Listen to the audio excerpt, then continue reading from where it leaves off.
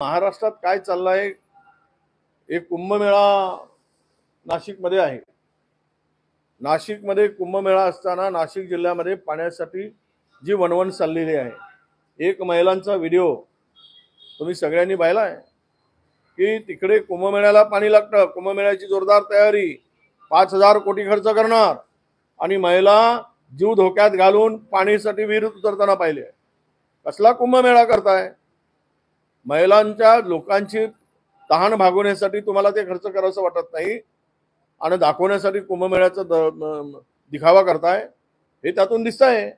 हे बीडमध्ये सुद्धा कायदा सुव्यवस्थेच्या संदर्भात असंच आहे। काय कायदा सुव्यवस्था राहिली आणि कोणाला न्याय मिळतोय महाराष्ट्रामध्ये? सत्ताधारी म्हणतील त्यांनाच तो न्याय। हे जे पाहिलंय आता